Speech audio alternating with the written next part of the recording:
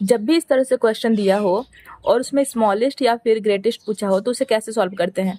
तो सबसे पहले हम देखें कि इनका सम सेम आ रहा है या नहीं। तो इनका सम जो है सेम आ रहा है, देखिए ये 13 है, ये भी 13, इनका सम भी 13 है और इसका भी 13 है, ठीक है।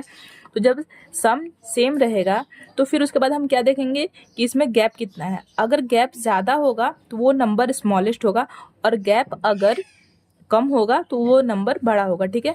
तो हमें स्मॉलेस्ट देखना है, यानी कि तो हमें क्या देखना है कि किसमें गैप ज़्यादा आ रहा है। तो हम देखते हैं 8 और 5 में कितना गैप आ रहा है, 3 का आ रहा है। इसमें कितना गैप आ रहा है, इसमें 1 का आ रहा है। इसमें आ रहा है 7 का गैप, और इसमें आ रहा है 9 का गैप। तो इसमें सबसे ज़्यादा गैप है, तो इसका जो करेक्ट आंसर होगा वो ऑप्शन डी होगा, √11 + √2, ठीक है। और अगर इसमें ग्रेटेस्ट पूछता तो कौन सा आंसर होता है, सबसे कम गैप किस में है, यहाँ पर सबसे कम गैप है 1 आ रहा है, तो सबसे ग्रेटेस्ट में ये होता है, ठीक है। तो सबसे स्मॉलेस्ट नंबर ये है। यदि A/B = 11/7 और B/C = 5/19 है तो A/B/C का मान ज्ञात करें। यहाँ पर A/B 11/7 दिया हुआ है, तो हम पहले ऑप्शन में भी देख लेंगे क्या A/B 11/7 कहीं बन रहा है। तो यहाँ पर देखते हैं, तो ये देखिए, ये 5 से काटेंगे तो ये कितना 11 बार में जाएगा और ये 7 बार में जाएगा, तो 11/7 यहाँ पर बन रहा है। बाकी किसी में भी 11/7 नहीं बन रहा है, तो इसका करेक्ट आंसर जो होगा वो ऑप्शन ए होगा, ठीक है। बाई ऑप्शन भी हम इसे इस तरह सॉल्व कर सकते हैं। और अगर हमें मेथड से करना होगा तो कैसे करेंगे, हम पहले लिखेंगे A/B/C, ठीक है। AB का कितना दिया हुआ है 11/7, ठीक है। और BC का कितना दिया हुआ 5/19, तो BC का 5/19, ठीक है। अब इस 7 से 19 को मल्टीप्लाई करेंगे तो कितना आएगा 133।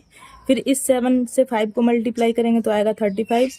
फिर इस 5 से 11 को मल्टीप्लाई करेंगे तो आएगा 55। तो इस क्वेश्चन का करेक्ट आंसर ऑप्शन ए होगा 55। तो आप इसे बाय ऑप्शन करेंगे तो और इजीली सॉल्व होगा। एक समांतर चतुर्भुज का आधार 12 सेंटीमीटर और ऊंचाई 5 सेंटीमीटर है, तो समांतर चतुर्भुज का क्षेत्रफल ज्ञात करें। समांतर चतुर्भुज का जो क्षेत्रफल होता है वो होता है एरिया = बेस इंटू हाइट, ठीक है। तो इसमें बेस कितना दिया हुआ है 12 सेंटीमीटर और हाइट है 5, 12 × 25 = 60 सेंटीमीटर स्क्वायर इसका करेक्ट आंसर होगा ऑप्शन बी। किसी संख्या के 13% का 2% उस संख्या का कितना प्रतिशत है। तो मान लेते हैं कि कोई संख्या है x, ठीक है, उसका 13% कितना हो जाएगा 13/100 इंटू उसका 2%। ये हो गया किसी संख्या का 13% का 2%, ठीक है। अब बोल रहा है कि उस संख्या का कितना प्रतिशत है। तो वो संख्या कौन सी मानी थी हमने x, तो ये x का कितना प्रतिशत है, तो x और इंटू यहाँ 100 हो जाएगा, ठीक है। तो इसको काटेंगे हम तो किससे कटेगा, ये 100 कट गया, ये x भी कट गया।